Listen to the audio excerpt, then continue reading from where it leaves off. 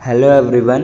आज हम अपना क्लास 9th का चैप्टर नंबर 13 स्टार्ट करने जा रहे हैं, जिसका नाम है यहाँ पे why do we fall in means chapter. First of all अगर हम किसी चैप्टर को पढ़ते हैं तो फर्स्टली हमें उस चैप्टर के नाम के अकॉर्डिंग पता होना चाहिए कि हम चैप्टर का नाम हिंदी क्या है एंड उस चैप्टर में पढ़ने क्या वाले हैं।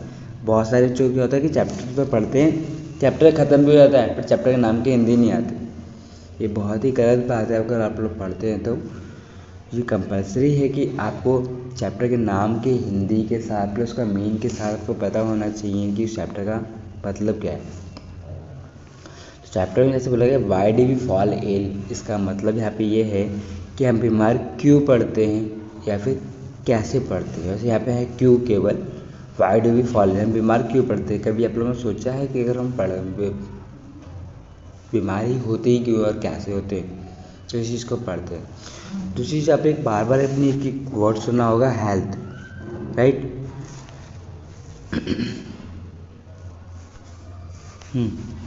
बार बार आपने एक वर्ड सुना होगा हेल्थ। हेल्थ होता है क्या है, जनरली हम कहते हैं कि भाई मेरी हेल्थ ठीक नहीं है, मैं बीमार था। तो बीमार हो गया वो ठीक है, वो हमारी हेल्थ हमारी ठीक नहीं हुई है, फिर वो हमारी हेल्थ खराब हो गई। हेल्थ तो होता है कि a person who is well मतलब कि अच्छे से क्या करता है, किसी काम को कर सकता है। कैसे काम, फंक्शन में, फिजिकली, मेंटली एंड सोशली, मतलब इस तरह के सारे काम को कर सकता है। फिजिकली मतलब कि हाथ पैर चला सकता है, कुछ चीज़ों को उठाना है, लाना है, ले जाना है, कर सकता है। मेंटली मतलब कि अच्छे से सोच के किसी कार्य को कर सकता है, उस पर रिस्पॉन्स कर सकता है। सोशली मतलब ये भी कह सकते हैं कि उसका नेचर के साथ बिहेवियर कैसा है, नेचर मतलब उसके एनवायरनमेंट में बिहेवियर कैसा है। Okay okay. तो जिन लोगों का physically, mentally, socially and behaviourally अपना नेचर या फिर वो सही होगा तो हम कहेंगे उसकी हेल्थ गुड है। अगर वो इन चारों में से किसी भी एक चीज़ में सही नहीं है तो हम साफ कहेंगे भाई उसकी हेल्थ ठीक नहीं है। हम केवल ये नहीं कहते कि हमें बुखार आ गया तो हमारी हेल्थ ठीक है। भाई अगर उसका मेंटली कोई प्रॉब्लम है तब भी क्या है, वो बीमारी है, ठीक है, वो ठीक नहीं है। ओके, चलिए आगे बात करते हैं डिसीज़। जब हमने बोला वो ठीक नहीं है तो उसको कुछ बीमार है, तो वो बीमार है तो उसको इंग्लिश में कहते हैं disease. Okay, disease means generally हम ये नहीं कह सकते कि भाई डिसीज़ मतलब हम सिंपली ये नहीं कह सकते कि उसको बुखार है। अगर वो अनकंफर्टेबल है किसी भी काम को करने के लिए, ओके, अगर वो अनकंफर्टेबल है किसी भी काम को करने के लिए, मतलब फिजिकली या मेंटली स्पेशली, ठीक है, तो हमारा वो उसको डिसीज़ है कुछ ना कुछ। और इसको डिसीज़ होगी तो कुछ ना कुछ बेटा उसको सिम्टम्स भी होगा। ओके, सिम्टम्स जैसे कि cough, loose motion, headache, fever, breathless, vomiting, ये सारे आपके सिम्टम्स है। मतलब उसको बुखार है, खांसी है, जुकाम है, हेड में पेन है, फीवर है, सांस लेने में तकलीफ़ है, स्वेलिंग हो रही है, ठीक है। जब उसको ऐसी सब प्रॉब्लम्स होती हैं तो क्या करता है, वो डॉक्टर्स के पास जाता है। डॉक्टर उसी सिम्टम्स के बेसिस पे, on the basis of this symptoms, उसको क्या कहता है, ऑब्जर्व करके मेडिसिन देता है, राइट। क्लियर है। तो हमें फिलहाल यहाँ पे मेडिसिन की बात नहीं करनी है, हमारे चैप्टर में मेडिसिन के रिगार्डिंग कुछ नहीं है। ओके, आगे बात करते हैं कि बोला गया कि जो हमारे डिसीज़ होते हैं, ठीक है, वो हमारे दो प्रकार के होते हैं। कौन कौन से, एक्यूट और क्रॉनिक। क्लियर है। अब एक्यूट डिसीज़ कौन से होते हैं, ध्यान रखना, बहुत 100% चांस है कि आपके पेपर्स में, एग्ज़ाम्स में या टेस्ट में ये क्वेश्चन आएगा, difference between acute and chronic, या किसी एक को डिफाइन करना। 100% ये क्वेश्चन आएगा। ओके, एक्यूट वो होता है जब हम बेटा शॉर्ट ड्यूरेशन के लिए बीमार पड़ते हैं। ओके, उसे बोलते हैं एक्यूट। लाइक हमें कोल्ड हो गया, ओके, जुकाम। नेक्स्ट बोले बेटा क्रोनिक। क्रोनिक कौन सा होता है, जब हम बेटा लॉन्ग पीरियड के लिए बीमार होते हैं, उसे कहते हैं क्रॉनिक डिसीज। लाइक ट्यूबरक्लोसिस, तो सुना है टीबी की बीमारी हो गई, जिसमें पेशेंट लगातार कंटिन्यू खांसता रहता है, और बेचारा खास के उसकी वीकनेस आ जाती है, फिर बीमार हो जाता है, फिर वो किसी काम करने के लिए सही तरीके से एलिजिबल नहीं होता है। ओके, चलिए नेक्स्ट अगर आप डिफरेंसेस की बात कर लें कि एक्यूट और क्रॉनिक पे क्या डिफरेंसेस हैं, तो एक्यूट में फर्स्ट पॉइंट ऑलरेडी बता दिया डेफिनेशन में कि शॉर्ट ड्यूरेशन होता है हमारा ये, और क्रॉनिक लॉन्ग ड्यूरेशन होगा। ओके, एक्यूट में क्या होगा, पेशेंट जो होगा जल्दी रिकवर कर लेगा पहली बात, और जब रिकवर भी कर लेगा तो उसको कोई प्रॉब्लम नहीं होगी। आफ्टर डिसीज ट्रीटमेंट वो रिकवर कर लेगा खुद को, मतलब जितना भी उसको प्रॉब्लम हुआ फिजिकली मेंटली वो रिकवर हो जाएगा। बट इसमें क्या होगा, क्रॉनिक में वो रिकवर नहीं कर पाता खुद को, उसकी बॉडी कमज़ोर हो ही जाती है।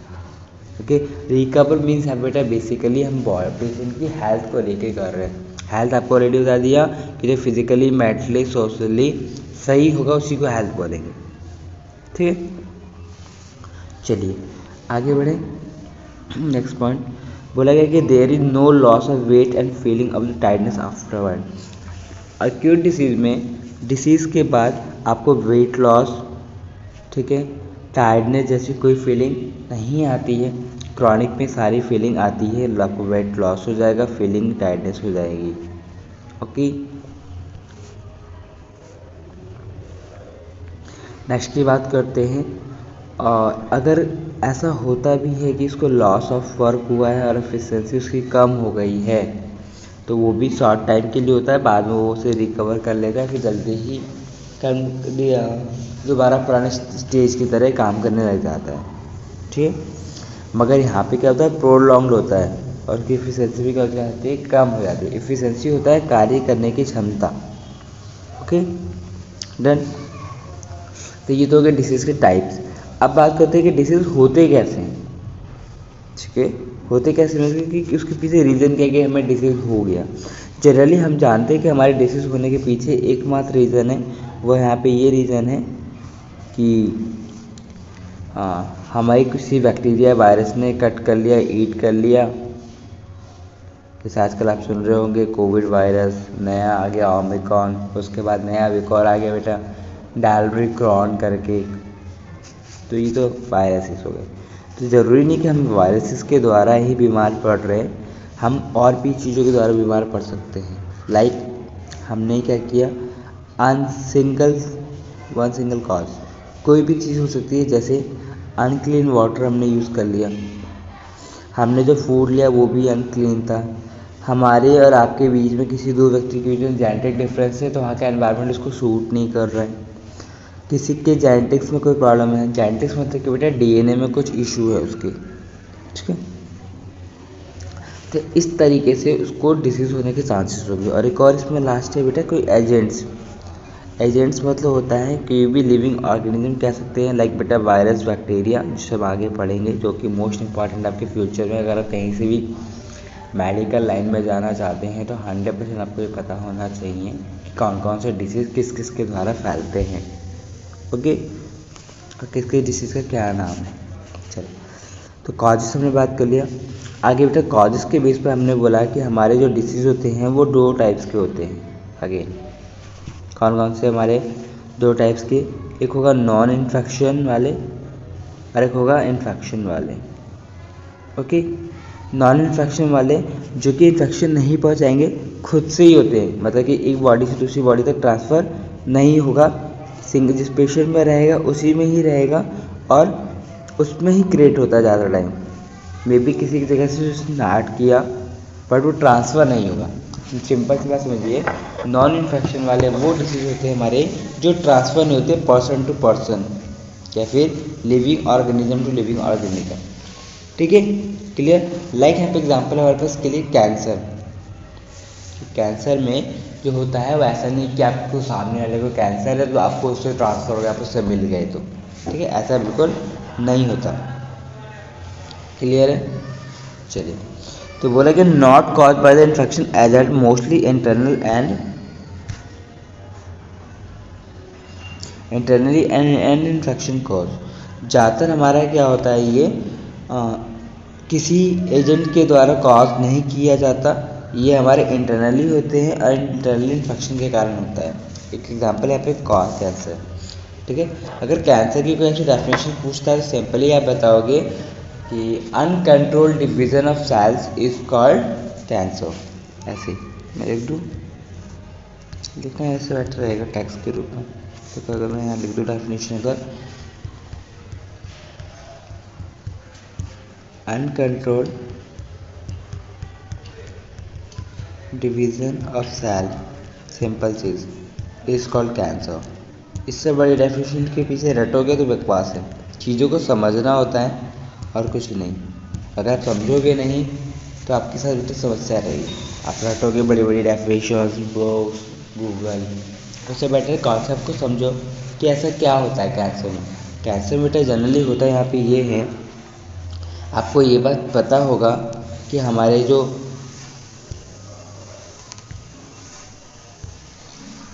जो सेल्स होते हैं वो 1 से 2 होते हैं, राइट। जैसे एक सेल है, आगे डिवाइड होकर 2 हो जाएगा, देन ये भी 2 होगा, देन ये वाले जो 2 आएंगे देन ये भी 2 होंगे, राइट। तो यहाँ पे क्या हो रहा है, डिविजन्स ऑफ सेल्स हो रहा है ना। डिविजन्स बेटा मैथ्स बायोलॉजी में डिविजन्स मतलब क्या होता है कि 1 से 2 होना, मल्टीप्लाई मतलब भी होता है 1 से 2 होना, एटलीस्ट कम से कम। तो डिविजन्स हो रहा है, तो जो डिविजन्स हो रहा है सेल्स का, ये कहीं ना कोई कंट्रोल कर रहा है हमारी बॉडी में। तो जब ये कंट्रोलिंग लॉस हो जाती है ना, ये कंट्रोलिंग लॉस हो जाती है, मतलब कि बॉडी का जिसका काम है ये कंट्रोल करना, एक प्रकार का मैकेनिज्म है पूरा। तो हमारा क्या होगा कि बहुत सारे अनलिमिटेड बनेंगे। जैसे मान लीजिए भाई 1 से 2 बनना था, पहले तो 2 बन गया, बट 1 से 2 बना था तो 3 बना दिया, तो सेल क्या हो गया, यहाँ पे अनकंट्रोल डिवीजन हो गया। अब अनकंट्रोल डिवीजन हो गया तो क्या होगा, इसी तरह से आगे इसने भी ऐसी कर दी, इसने 3 बना दी, इसने भी 3 बना दी, इसने 3 बना दिए, ऐसे में भी ऐसा हो रहा है। ऐसे में क्या होगा कि बहुत सारे सेल्स एक्स्ट्रा बनेंगे। अब एक्स्ट्रा होगा तो क्या होगा, आपस में क्लम्प हो जाएगा। क्लम्प क्या होता है, जब किसी भी चीज़ का ग्रुप बनता है, स्पेशली मतलब सेल्स का आपस में ग्रुप बन जाएगा। जब एक्स्ट्रा जो होंगे वैसे ग्रुप बन जाएंगे, फिर ये जो ग्रुप बनेंगे तो इसी को हम बोल देंगे यहाँ पे कैंसर हो गया पेशेंट को, बस और कुछ नहीं है। चलो आगे बात करते हैं। मेन इंपॉर्टेंट पॉइंट यहाँ पे है कि इन्फेक्टेड डिसीज़ कौन कौन से होते हैं और कैसे होते हैं। तो इन्फेक्शन पहुँचाने वाले डिसीज़ जो होते हैं हमारे पास कुछ ये हैं, लाइक कुछ बैक्टीरियल डिसीज़,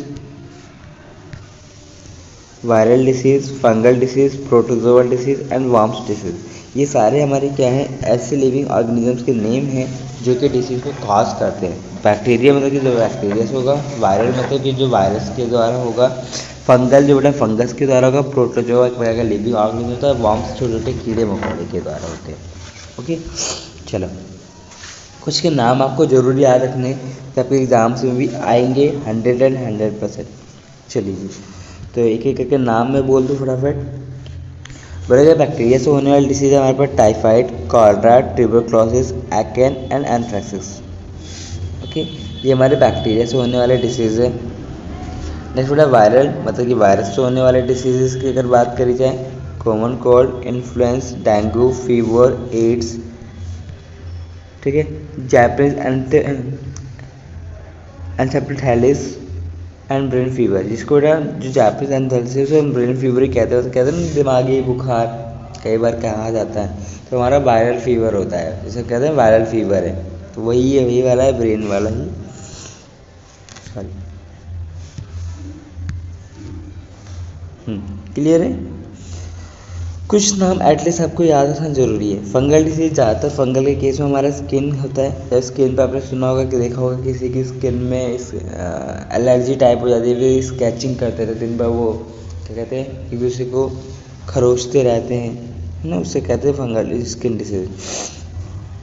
स्किन डिसीज के जो डॉक्टर्स होते हैं उन्हें डर्मेटोलॉजिस्ट कहते हैं।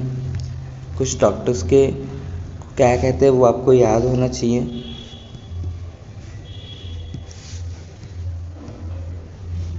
ठीक है, डर्मेटोलॉजिस्ट। जैसे जो हार्ट वाला होगा वो हमारा कार्डियोलॉजिस्ट होता है। आपका बोन वाला ऑर्थोपेडिक्स होता है, फिर ऑर्थोलॉजिस्ट होता है। तो इस चीज़ आपको याद रखना होगा। नेक्स्ट बोला कि बेटा कि जो हमारे डिसीज होते हैं कुछ और तरीके से भी फैलते हैं, ठीक है। सॉरी फंगल के बाद प्रोटोजोआ, जो प्रोटोजोआ से होने वाले हैं वह है मलेरिया, कालरा, स्लीपिंग सिकनेस। ठीक है, डिसीज़ के नाम है जो प्रोटोजोआ के द्वारा होते हैं। डन है।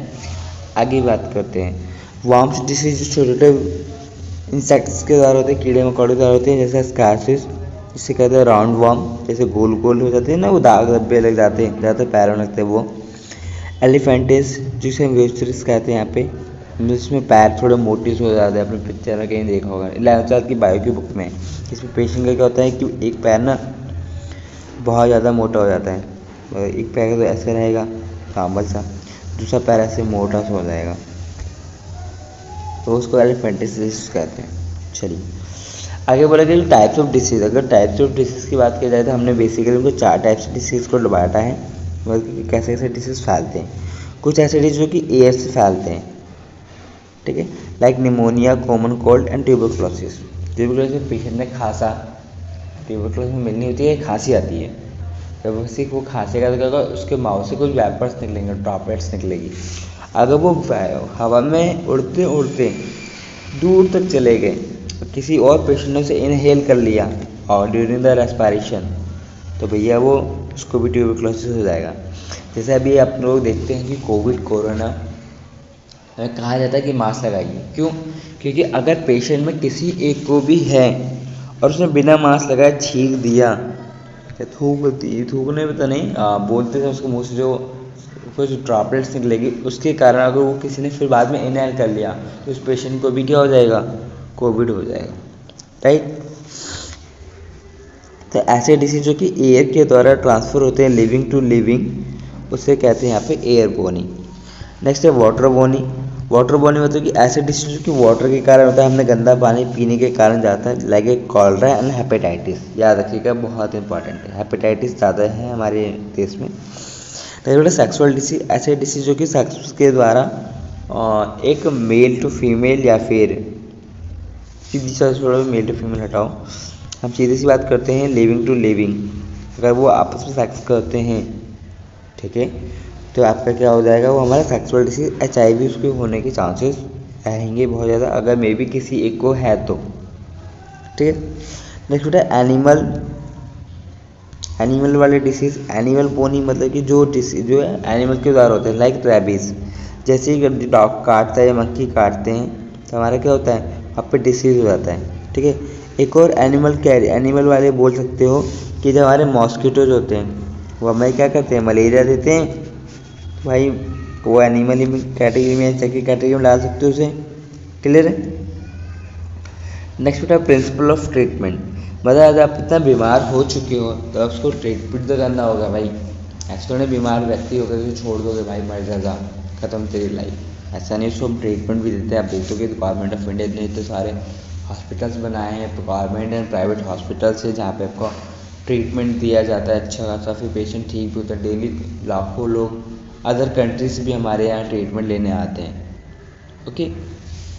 तो आगे बात करते हैं प्रिंसिपल ऑफ ट्रीटमेंट्स की।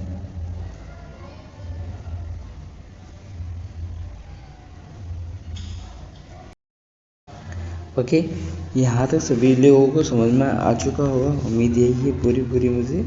अगर किसी कुछ डाउट्स होता है तो आप मुझे बेटा कांटेक्ट कर सकते हैं, मोस्ट वेलकम, आप सभी का स्वागत है। अगर आप पूछेंगे तो मुझे भी अच्छा लगेगा, फिर मैं आपको और अच्छे से कोशिश करूँगा, अगर किसी की कमी है तो वो चीज़ें आपको प्रोवाइड करवाऊँ।